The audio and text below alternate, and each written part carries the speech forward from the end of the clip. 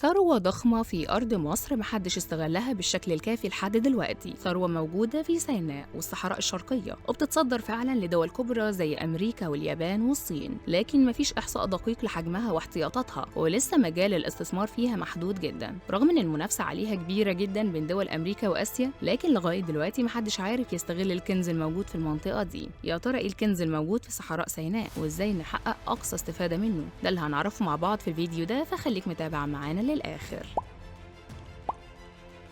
في البداية كده خلينا نراجع مع بعض كلام الخبير الجيولوجي الدكتور مصطفى محمود إسماعيل زيان، واللي كشف عن كنوز مصر من أحجار الزينة اللي بتتميز بجودة عالية ورواج عالمي. الأحجار دي بتشمل صخور نارية ومتحولة وبعض الرسوبية زي الجرانيت بأنواعه والرخام والألباستر والسربنتين المعروف بالرخام الأخضر، ودي تتميز بالصلابة ومقاومة العوامل الجوية وجمال الألوان اللي بيظهر أكتر بعد القطع والتلميع، وبتستخدم في كساء الحوائط والأرضيات وصناعة الأثاث والتماثيل والتحف كمان وإنتاج البلاط والموزايكو. وخليني أقول لك إن أماكن الكنز ده بتتركز في سيناء والصحراء الشرقية في جنوب سيناء، واللي موجود فيها وادي السد ووادي زغرة والعين الأخضر ووادي النصب ووادي فيران وغرندل. أما بقى في شمال سيناء ففي وادي الخمارات ووادي الإثيلي وأم عجيل والجحام وريسان عنيزة والمغارة. ومش بس كده، كمان في المثلث الجنوبي بتتواجد الصخور الجرانيتية بأكتر من 20 نوع بألوان مختلفة من الوردي والأحمر لغاية الرمادي والأسود. وفي نفس المنطقة موجود السربنتين بثلاث أنواع، ألوانهم من الأخضر الغامق للمخطط للرمادي،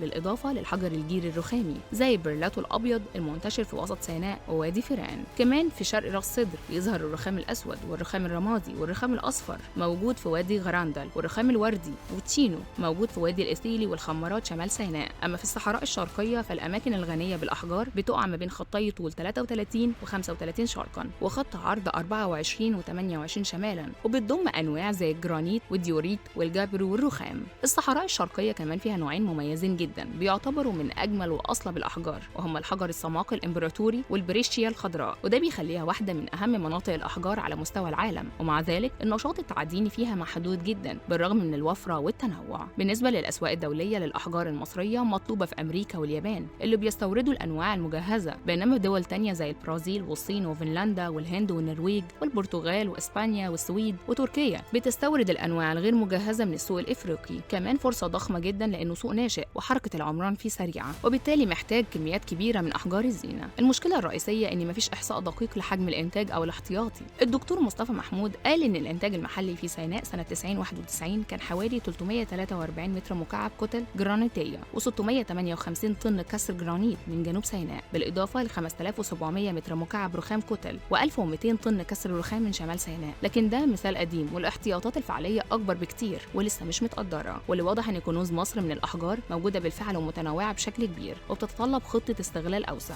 علشان تتحول من ثروه كامنه لقطاع اقتصادي ضخم يقدر يضيف دخل كبير ويخلي مصر من اهم مراكز تصدير احجار الزينه في العالم.